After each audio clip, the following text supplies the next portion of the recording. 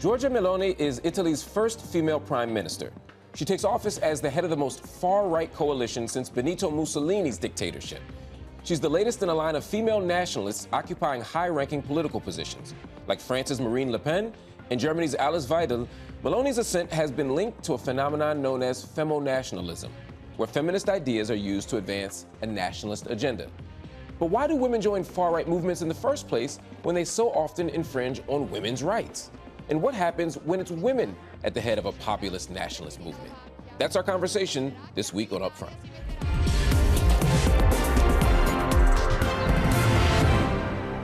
Joining me to discuss this are Sara Farris, Associate Professor in Sociology at Goldsmiths University of London and author of In the Name of Women's Rights, The Rise of Femonationalism.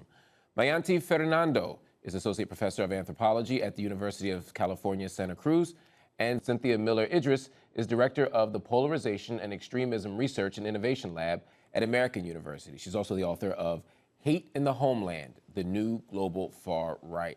Thank you for joining me on UpFront. Sara, I'm going to start with you. You coined the term femonationalism.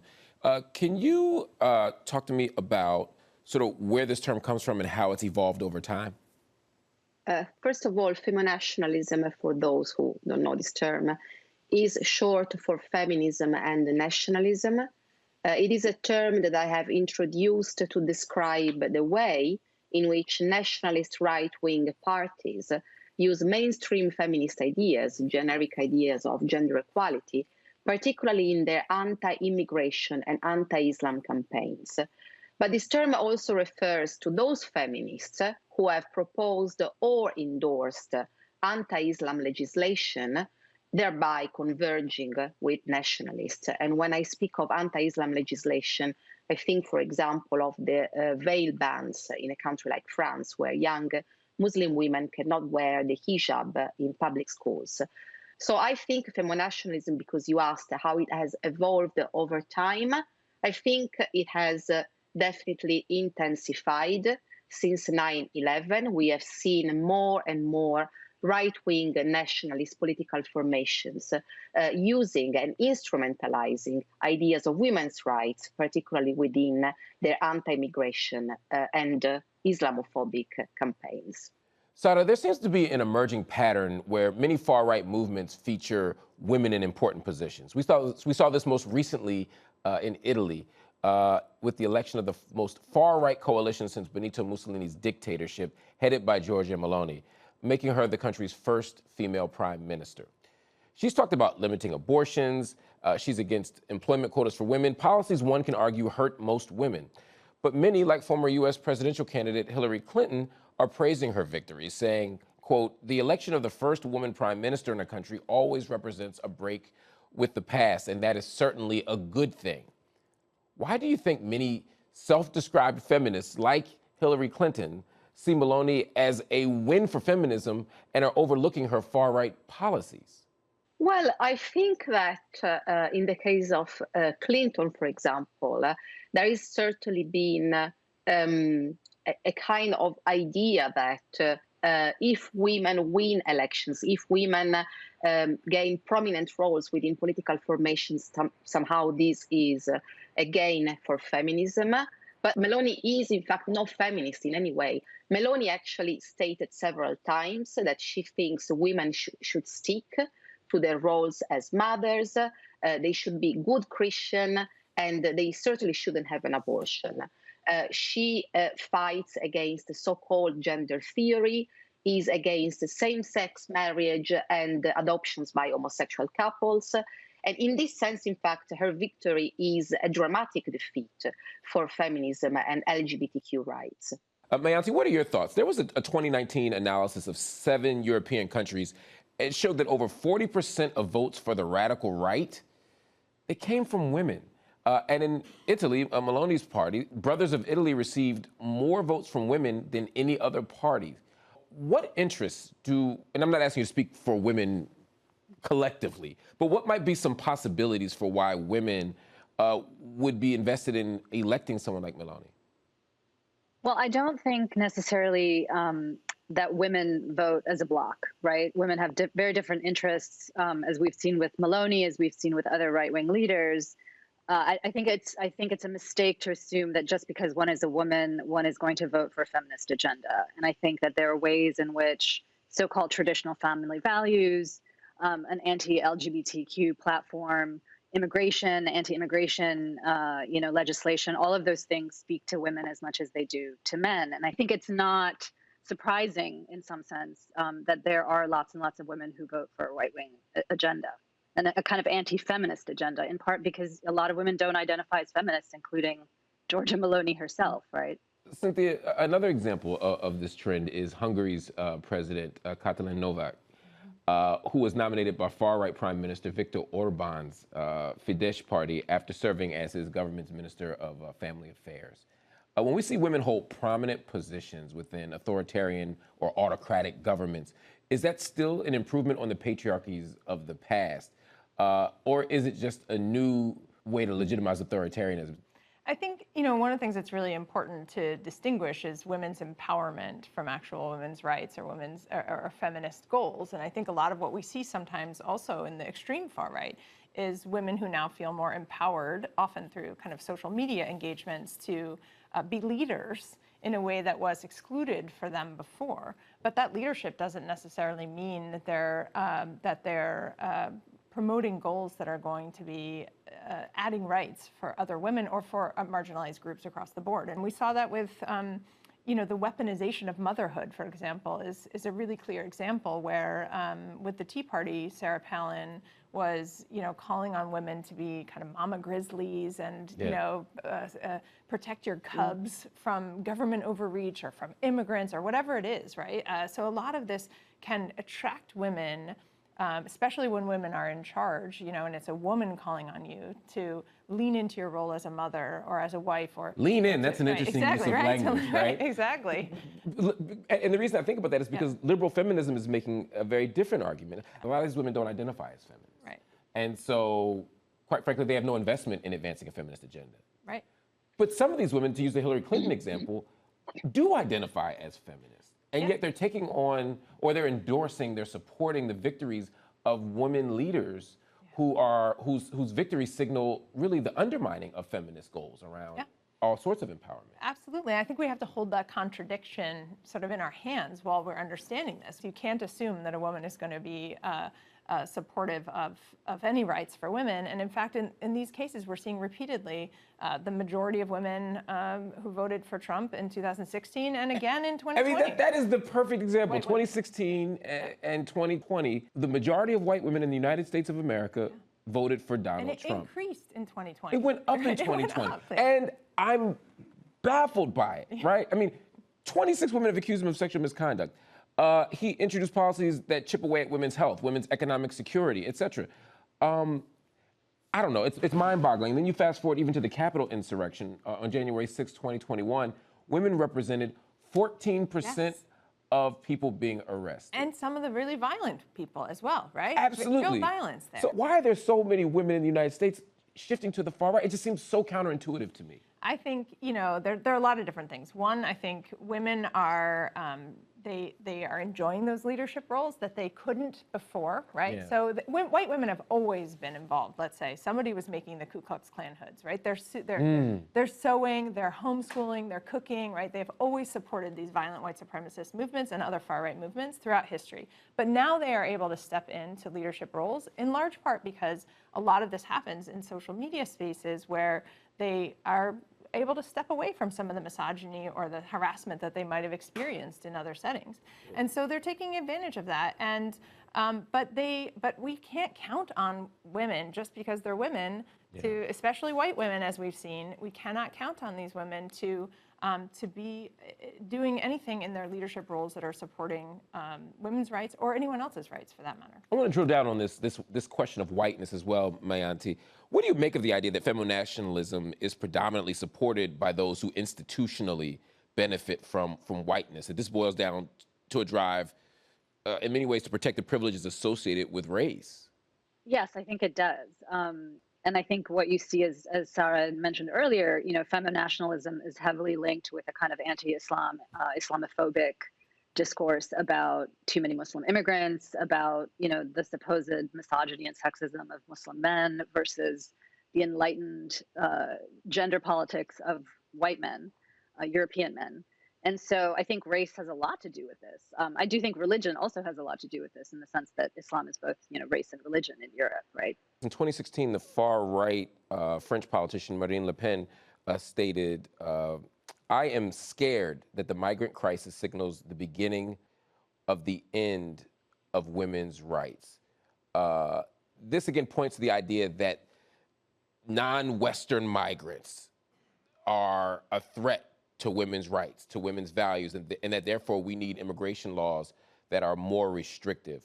But what does it say about how we're defining women's rights today?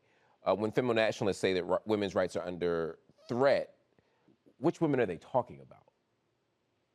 Right. Well, I will say two things. I think two things are important to keep in mind here. One is that the issue of insecurity, right, of feeling unsafe, of feeling insecure socially, is actually getting at something real. And that is partly due, or actually in some ways largely due to the kind of cuts in social programs, the economic neoliberal policies that all of these governments have put through, including in France, in Italy, all over Europe. And so there is a sense, I think, amongst a lot of people of feeling socially insecure.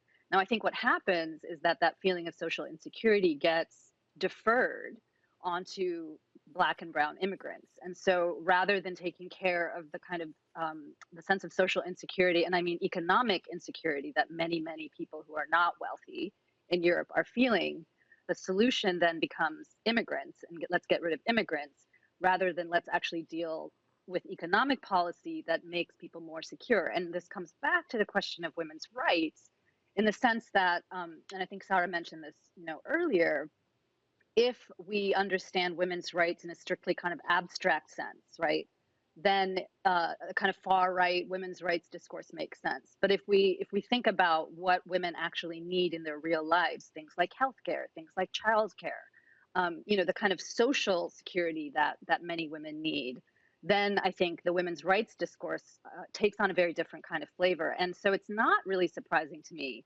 that someone like Hillary Clinton would laud the election of Giorgia Meloni as a feminist, a feminist arrival of sorts, because Hillary Clinton's understanding of feminism is largely rights-based versus, let's call it access-based or materialist, right?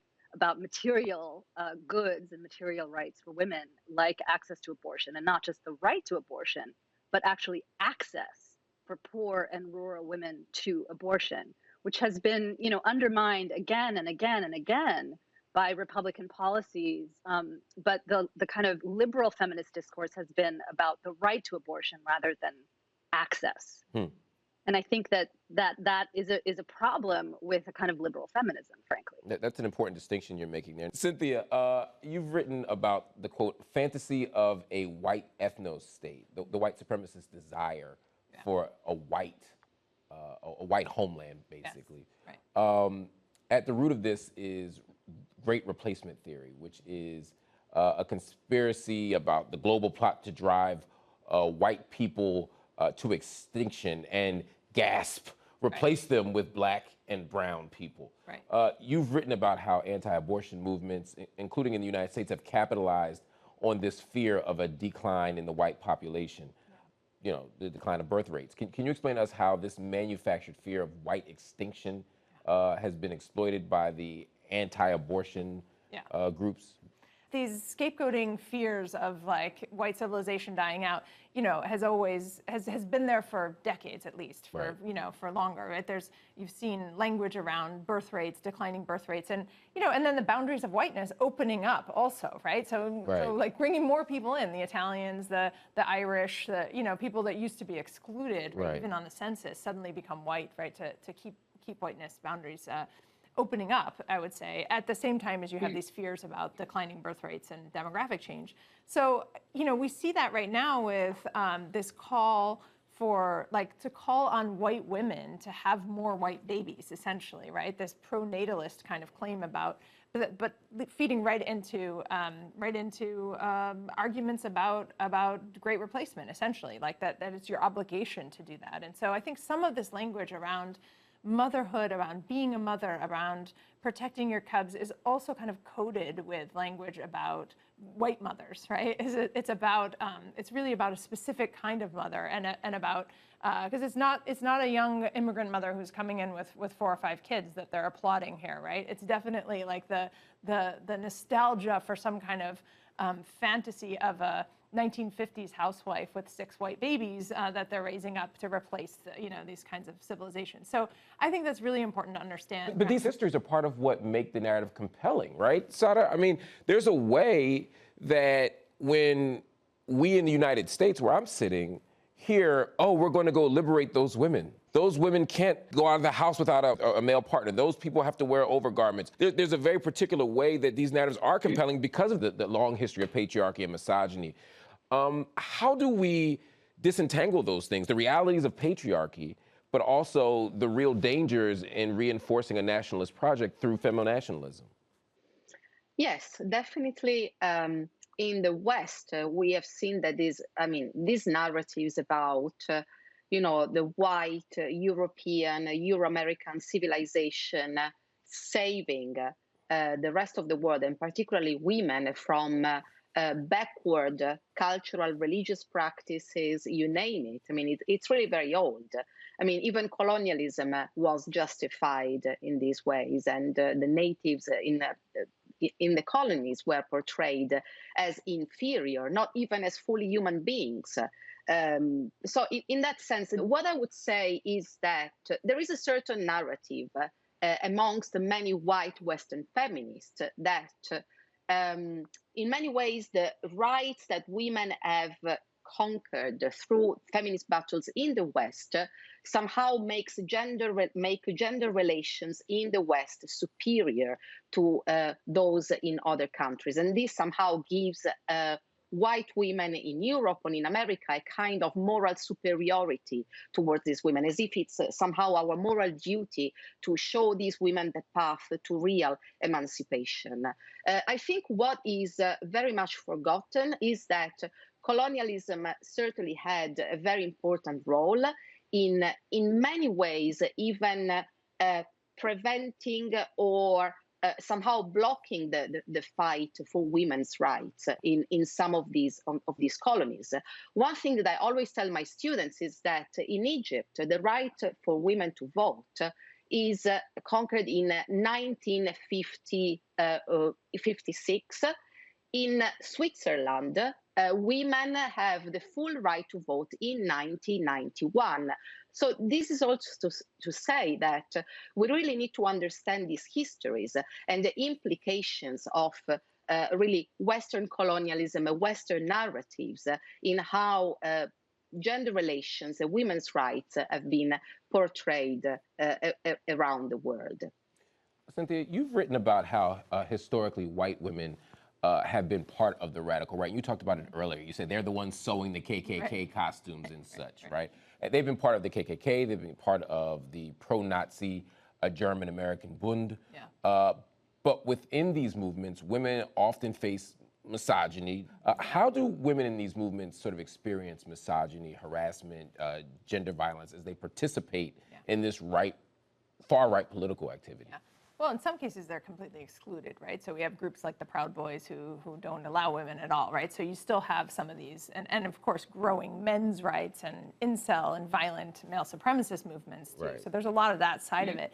On the white supremacist side, we also see that one of the major reasons, if not the major reason why women leave these movements is because of the misogyny and the harassment and sexual violence that they experience at the hands of men in those movements. But we also find that in this moment of social media, when we have now, and there's a young scholar named Evian Leidig who's about to have a book on this that I've just read, which is about women influencers in social media spaces on YouTube and other places where they are really embedding homeschooling and cooking and kind of relatable content with white supremacist extremist content at the same time, right? And it's very Instagram-ish, like in the sense that aesthetically with there's always like a blonde white woman in a field of wheat with little dappled deer and, in the woods with the light, very aesthetically pleasing. Very much this kind of like farm-to-table purity of organic food embedded into the purity of your race and the way you, so It's very insidious. And there's a lot of that online, a lot more than you think. And I think it connects to women's hobbies in some cases and to their sense of self and their own kind of empowerment, if you will, at the same time as their really horrific, exclusionary ideas, anti-immigrant, Islamophobic, racist ideas that they're expressing, but embedded as like, this kind of, rustic motherhood, homeschooling package, right? And so I think there's a lot going on that social media platforms and online spaces have enabled as women have been able to forge this, and I hate to say it, kind of empowered spaces online that enable them to find a whole new channel and a whole new voice for expressing hateful content. Part of what makes me hopeful is that I see feminists who are recognizing what we're talking about. They see through and they reject femonationalist ideas, whether it's Meloni, whether it's Le Pen, whether it's standing up to people like Viktor Orban. They are doing the work. And so it makes me wonder, as we sort of conclude here, what does an international inclusive feminist movement look like that addresses global inequality? Mayanthi, I'll start with you. Sure. I think what you just said about doing the work is really important. And I think these movements have to start on the ground, and they have to do the work on the ground. They have to do the work of figuring out how to deal with inequality, figuring out how to deal with social insecurity, figuring out how to deal with unemployment, with healthcare, with all of the sort of social issues that that people care about. So I think any kind of international feminist movement really has to start there rather than in a kind of abstract rights discourse, which is where I think, unfortunately, kind of, white middle class liberal feminism has largely been. So I think that's certainly where I would start. I think it has to start on the ground doing the work. Cynthia?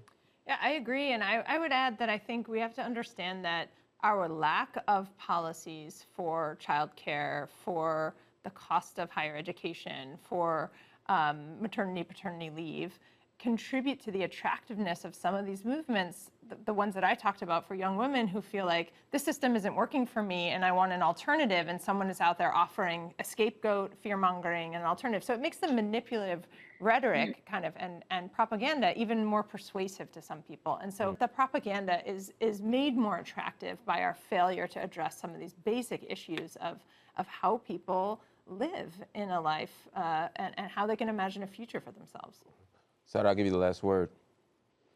Well, I completely agree with what has been just said. Maybe just a word of hope. I also feel a little bit more optimistic in some ways, in the sense that I think the majority of, we can say, feminist organizations, self-identifying feminists, I think now they understand pretty well the insidiousness of femonationalism. And maybe one thing that I would say that gives me hope in this sense is the way in which news from Iran are commented. It is true that in some cases, as you can imagine, some commentators have jumped to say that the problem is, again, Islam, that Islam does not protect women's rights.